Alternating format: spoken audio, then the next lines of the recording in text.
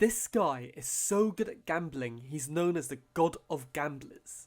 Because of his skill, he's made lots of enemies who want to kill him.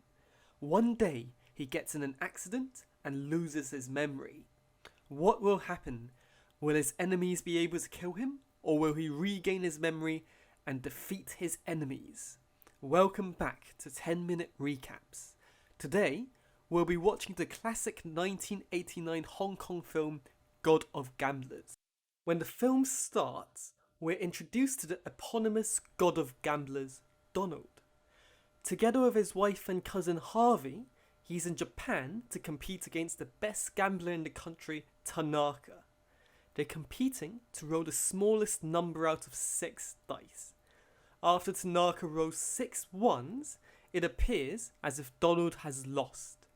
But he manages to break one of the dice, meaning that he has a score of 5 ones, well and truly defeating Tanaka. Tanaka admits that Donald really is the god of gambling. After their match, Tanaka asks Donald for help. It turns out that his father committed suicide after losing to another gambler, the king of gambling, Chan. Tanaka found out that Chan cheated in that match and wants to take revenge by beating him in a poker game, but is worried no one except Donald will be able to beat Chan. Donald accepts his request to play against Chan and only asks for a box of his favourite chocolates as payment. Because Chan has ties to the triads, Tanaka sends his bodyguard Dragon to protect him. When he returns to Hong Kong, Donald humiliates a local triad boss, Nam, to help his friend from getting cheated. Nam is so angry that he sends thugs to kill him. When he's escaping, Donald starts reading a Learn Self-Defense in 10 Minutes book. Luckily for the thugs chasing him, before they get ruthlessly murdered by the now professional MMA fighter Donald, Dragon appears and attacks them, knocking them all out and saving their lives. Somehow, after he escapes from his attackers, Donald manages to fall off a mountain and injure himself. He's picked up by a local lowlife Knife, who finds out that he's lost his memory and has the intelligence of a 10-year-old child. The only thing he remembers is his love for expensive chocolate. Because of this, Knife's girlfriend Jane names him Chocolate. Knife plans to use him to scam some money, but out of the blue, he finds out Chocolate is incredibly talented at gambling and starts using him to win money. He even borrows money from a gangster shark to make more. But because Knife buys him the wrong chocolate and is rude to him, Donald throws a fit and deliberately loses all of Knife's money. Knife is infuriated as he now can't pay back Shark and they are all in danger from the gangsters.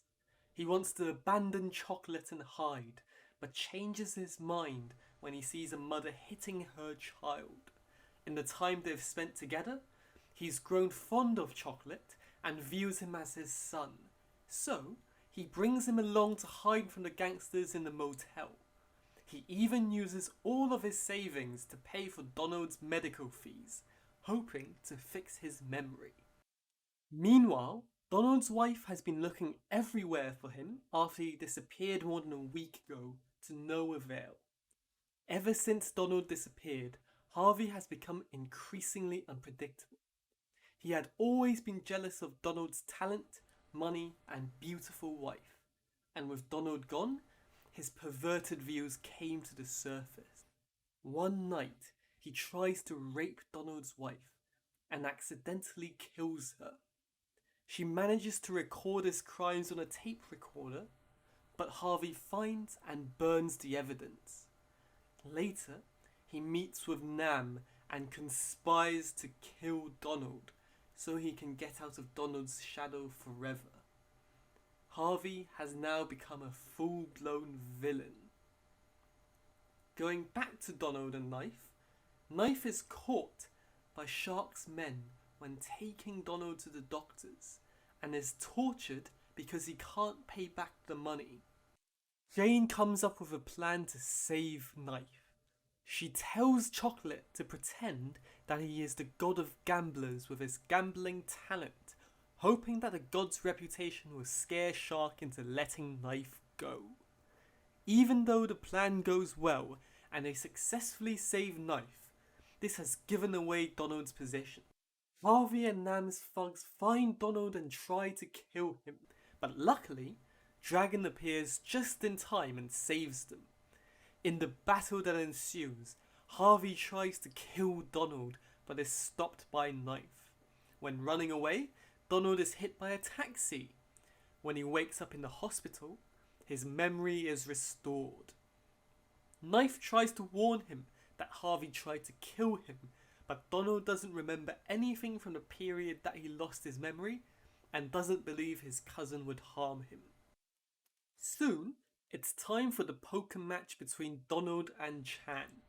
Before the match, Harvey and Nam come up with a new plan. They agree to work with Chan to cheat. This way, Nam can bet against Donald and make lots of money, while Harvey will make sure Donald's reputation as the unbeatable god of gamblers is ruined before he kills him. They give Chan a pair of glasses that can see invisible markings on the cards and inform him that Donald has a tell. Whenever he bluffs, he touches his jade ring. The match begins on a boat, and King Chan successfully wins the first 3 rounds by cheating. In the 4th and final round, Donald puts his entire $100 million fortune on the table. Chan sees that Donald is twisting his ring, and the invisible markings tell him it's a bad hand. He calls Donald's bluff, but is shocked when it turns out Donald's hand is excellent, and he loses all of his money. Donald laughs and hugs Harvey, explaining what happened. His habit of touching his ring was a deliberate fake tell to throw off Chan that he had prepared over years of poker games. And he had contact lenses that could see the invisible markings Chan was using.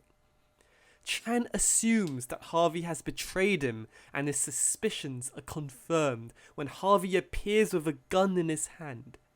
Before Harvey can shoot, Chan fires and kills him. Standing over Harvey's dying body, Donald calmly drops the remnants of a tape that recorded all of Harvey's heinous crimes on his body. It turns out that the tape hadn't been fully burned, and Donald had heard everything that Harvey did to his wife. He also hadn't forgotten about the time that he spent with Knife, but had pretended that he forgot in order to protect Knife. Donald put a toy gun in Harvey's hands after pretending that Harvey was on his side, leading Chan to murder him without Donald needing to get his hands dirty. Donald tells Tanaka that he'll be able to get his revenge. Chan will be going to jail for life after killing Harvey in cold blood. But Chan laughs and tells Donald he's free from punishment because they're on a boat in international waters and the police can't come catch him. A final twist is revealed. While the match was going on, Dragon secretly drove the boat back into Hong Kong waters, meaning Chan gets arrested after all.